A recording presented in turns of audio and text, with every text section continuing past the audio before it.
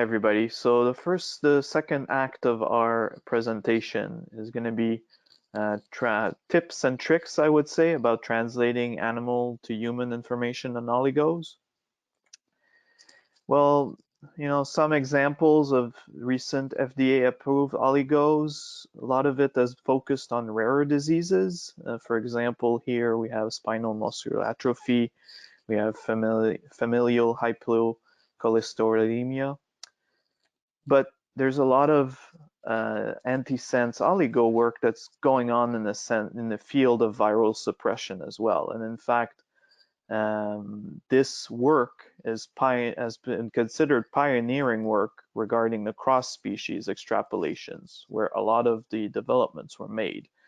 In this space here, recent active player in the field are Replicor and oligos.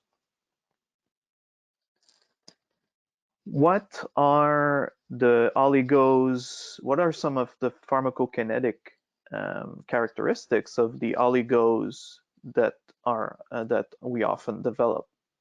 Well, their PK is often governed by their type of modification. For example, ASOs that contain a phosphorothioate backbone, they're extensively bound to plasma protein. We're talking about more than 85%. And that protein is mainly albumin. That's common across all species, including humans. This high degree of binding to this plasma protein, it reduces renal excretion and renal clearance of the drug because it doesn't go through glomerular filtration. That binding affinity to albumin is relatively low. That allows uptake to the tissue. The siRNA drugs are less charged or less bound to plasma proteins, for example, siRNAs, and they are cleared more rapidly from blood because because of either some nucleus metabolism in blood or excretion in urine. For example, less than 2.1% of partisiran is bound to plasma proteins, and the terminal half-life of elimination for this drug is only 3 days. The other effect or the other impact that some of these modifications would have is their conjugates. For example, if you compare ADCs versus GalNAc, such as patisiran and inclisiran, these single chemical entities are targeted to the liver, and they allow for some easier subcutaneous administrations. The other impact will be what's their carrier, what the carrier of this RNA is, like Suzanne just mentioned, the NLPs for partisiran, for example. These are lipid formulations. An LNP is around 85 nanomolars. Again, they allow targeted delivery in liver, and usually when they have such a carrier instead of a conjugate, they will be given by an IV administration. Let's talk about how you can leverage some of the early preclinical information to inform your clinical development program. And we'll separate the talk into 3 main categories, and those of you that are familiar with pharmacokinetics will recognize the categories here: category of absorption, distribution, and metabolism and elimination. What are some of the expectations when we talk about absorption? The primary route of absorptions for oligos for systemic application is by parenteral injection, either intravenous or infusion, subcutaneous injections. Following systemic administration, the modified single-stranded ASOs, they rapidly transfer from blood into tissue, and that can take minutes to hours. The pharmacokinetic properties of ASOs are similar across species and gender. The rapid transmission into cell is predominantly facilitated by endocytotic uptake. Once intracellular, ASOs exhibit long half-lives and prolonged activity in suppressing or altering the target RNA. Following subcutaneous administration, the ASOs are rapidly absorbed from the injection site into circulation, with peak plasma concentrations consistently reached within 3 to 4 hours. Nearly complete absolute bioavailability has been observed for multiple ASOs after subcutaneous administration, at least in monkeys. Following either IV or subcutaneous administration, plasma concentrations rapidly decline from peak concentrations in a typical multi-exponential fashion.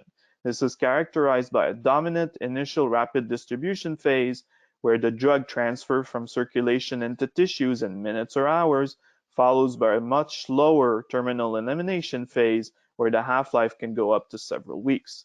The apparent terminal elimination rate observed in plasma is consistent with the slow elimination of ASOs from tissue. This indicates equilibrium between the post-distribution phase plasma concentration and the tissue concentrations.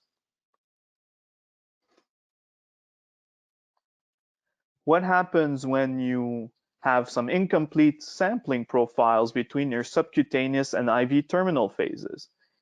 Here, note the absence of a post-distribution phase following your subcutaneous administration, where you see a typical mono-exponential decline, whereas you see a multi-exponential decline following an IV infusion. And this may be one of the reasons why you would see this. Did you sample long enough following IV infusion and subcutaneous administration? You're supposed to see a post-distribution that's 100 hours plus. The problem, if you're not capturing the multi-exponential decline, is you can potentially scale the flip-flop kinetics that are happening. Flip-flop means, or is the phenomenon, whereas you would predict or extrapolate to humans the absorption rate instead of the elimination half-life. What's the solution to a situation where you have such incomplete or discrepancy, you have different information following your IV or your subcutaneous administration? One solution is to use modeling and simulation to simultaneously describe the plasma, intravenous, and subcutaneous administration. This allows you to leverage the strength of each data set.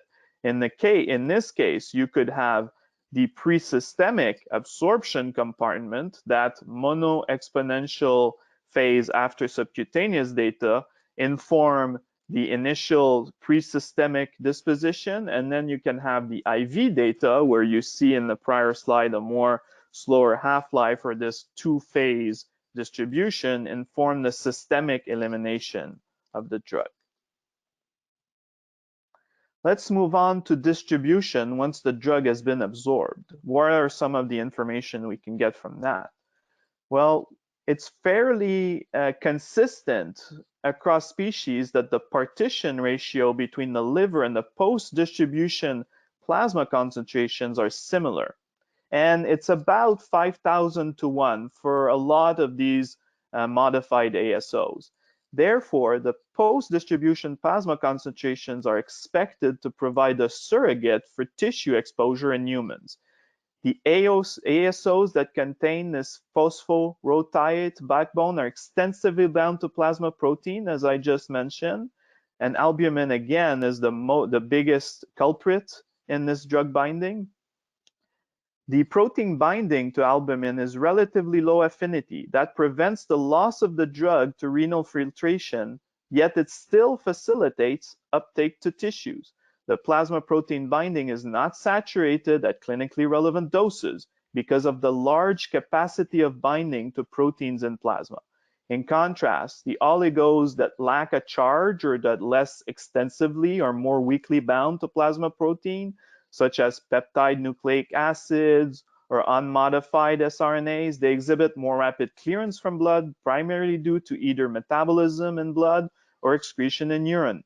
These compounds and their metabolites are readily filtered and excreted, resulting in much lower or negligible tissue uptake.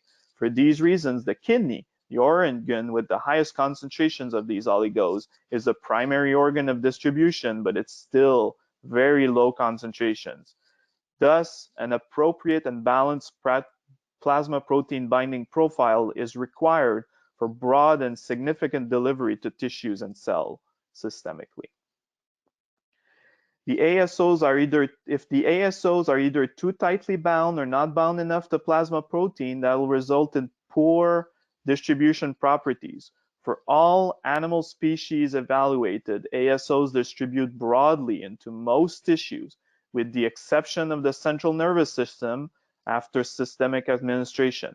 The major systemic tissues for distribution, they include liver, kidney, bone marrow, adipocytes, the cell body, but not the lipid fraction, and the lymph nodes.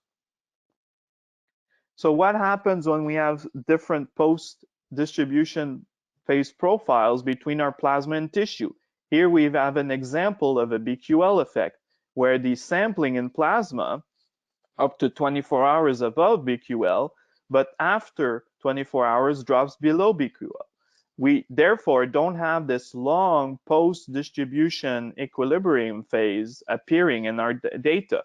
Yet when we analyze liver and kidney, it's fairly consistent with what we see in the literature, this long half-life that's similar across tissues.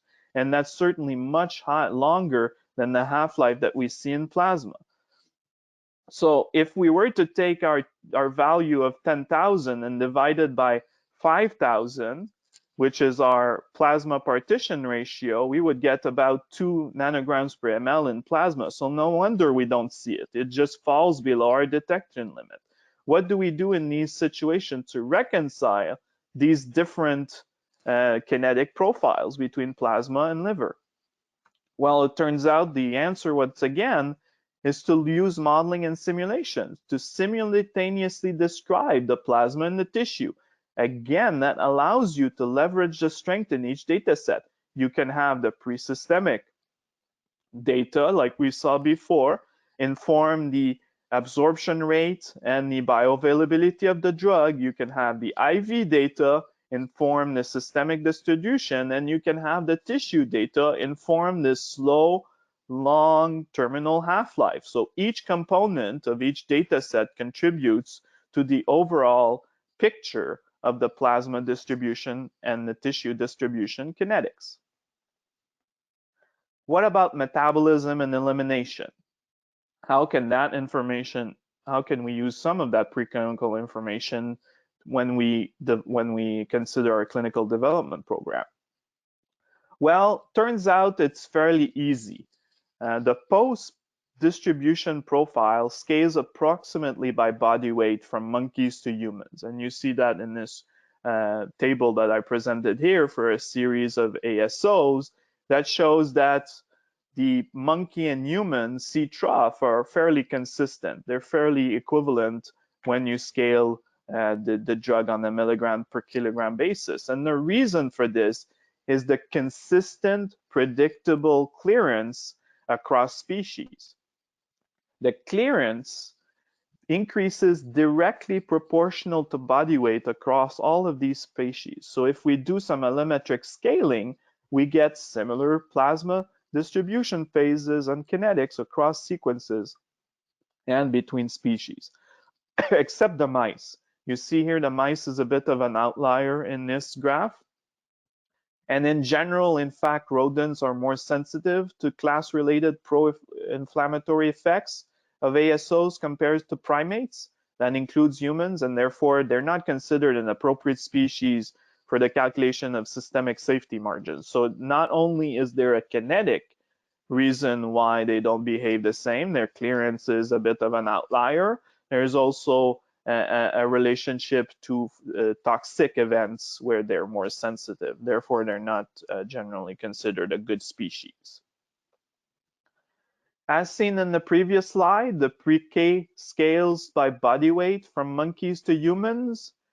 And that's generally held as a rule of thumb, but it's not always a perfect match. So if we take some individual compounds here, and I've put some human AUCs and human Cmaxes, and if you were to do the allometric scaling exercise, you find that yes, sometimes it scales directly to body weight, like when this ratio here equals 1, but sometimes it's a bit lower or a bit higher depending on the ASO of interest. So yes, it's a good general rule of thumb, but it's important to use all of the information in the preclinical species that you have to be able to verify whether that's the case or whether you have a bit of an outlier that might be a little bit lower and doesn't really scale perfectly to body weight.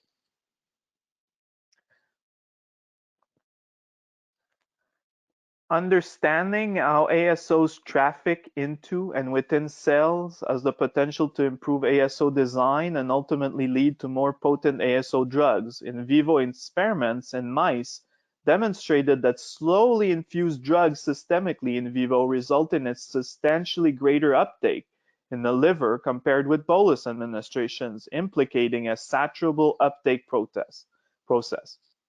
The lower plasma ASO concentrations presented to the liver over a longer period of time via infusion allowed a larger amount to be taken into cells. However, there was little to no ASO activity associated with the higher concentrations in liver, suggesting that a non-productive uptake pathway exists in cells that endocytose ASOs presented at low concentrations. Thus, better productive uptake in vivo, for example in liver, was facilitated by bolus injections of the ASO. That's because it could overcome the saturable non-productive pathway. If we use some nonsense ASOs to compete with this non-productive pathway, we get less bulk uptake in liver and pretty paradoxically, greater antisense activity as measured by the target RNA silencing, even though we have lower total exposure. So this suggests at least two pathways of uptake in cells in vitro and in vivo, one leading to productive antisense activity and the other which results in sequestration, non-productive uptake of the ASO. Early endosome uptake and sorting pathways may explain this. Further, intracellular binding may be associated with some localization or trafficking of the ASO. The ASO uptake in these cells implicate endocytosis as a dominant uptake mechanism requiring binding to surface proteins. Further, the importance of DNA in the productive uptake of oligos was confirmed, where both the base and the deoxy sugar were required for optimal uptake. Nanomolar concentrations of ASO taken up by endocytosis reduce target RNAs within hours and maximum knockdown within 24 hours, which is similar to in vivo observations. Microscopy imaging demonstrated that the bulk ASO found in the cell is immediately and predominantly associated with intracellular vascular structures consistent with lysosomes.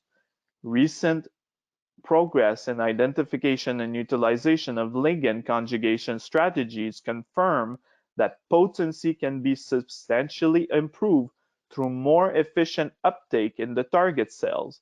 GalNAc conjugates have greatly enhanced the target distribution of these molecules to hepatocytes. In general, liver, and specifically hepatocyte distribution and activity is enhanced approximately tenfold when concomitant reductions in distribution to other organs and other cell types. Increased potency of these molecules as manifested by reduction of target mRNA at lower and lower doses is directly correlated with the increase in exposure to the hepatocyte. While this specific ligand appears limited to hepatocyte targeting, it nevertheless points the way or paves the way to potential optimization for other cell types to cell-specific endocytotic pathways such as specific antibody drug conjugates.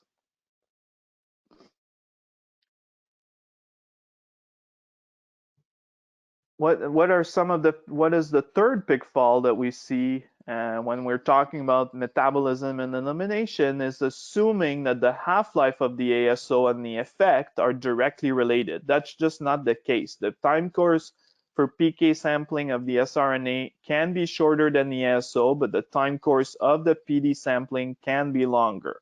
This is because the total elimination half-life of the sRNA is shorter than the half-life of the ASO due to the distribution of ASO in tissue and the slower clearance from the tissue. Often, though, siRNA therapeutics have short elimination half-life. The dosing frequency can be up to 6 months, therefore, and the dosing frequency is weekly or monthly for ASO drugs. Even though the clearance is very fast, you can get away with dosing it less frequently because of the long terminal half-life and the accumulation in tissue. There's also a temporal disconnect between the plasma PK of oligos and their prolonged PD effect. Choosing the dosing interval and making dosing adjustment through the length of the drug effect and the PK covariate is key. You do not use the duration of drug exposure. For example, inclisiran is eliminated in about 48 hours, but you still use a 6 months dosing interval that's in the phase 3 study and in the label. So what is the solution to this pitfall of disconnect between the pharmacokinetics that you see in plasma and the pharmacodynamic effect that you see that can be much longer? Again, try to use modeling and simulation to simultaneously describe the PK and the PD. We saw our model gets more and more complex. We start with some IV data, we add some subcutaneous data to leverage the information in each data set. Now we're adding the pharmacodynamic data and the tissue data to be able to describe the distribution to liver, the binding to the HSPR receptor on the hepatocyte, the internalization, the escape from the endosome, the cytoplasmic risk binding, the degradation of target RNA, and the inhibition of the disease-causing protein. There are many intermediary steps that are nonlinear and time-dependent. That complicates the dose-exposure relationship for these drugs. And you can either go very, very complicated with a quantitative system pharmacology model, or you can try to simplify the response as much as you can by directly relating the dose to the response or the PK in tissue and linking that tissue pharmacokinetics to the response. The exact framework and the exact methodology and model you will use will depend on the data you have available on hand and the objective of what you're trying to do with the model in the clinical setting.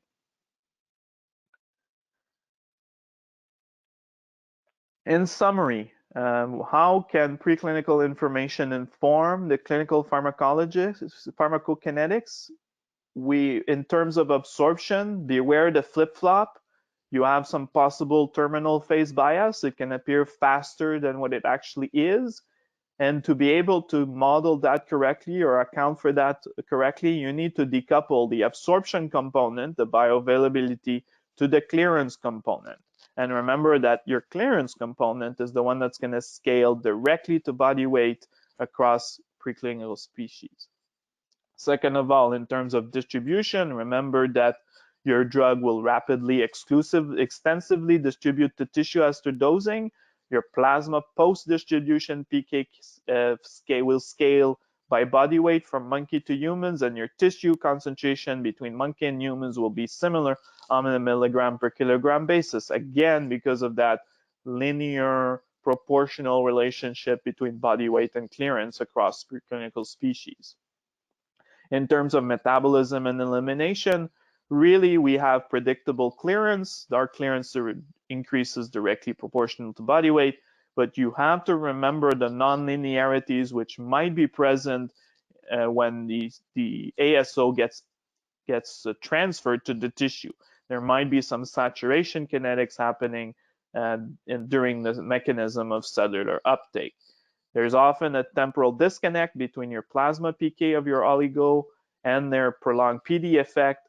And in all of these situations, a good model is often key in understanding how all of this interrelationship interacts.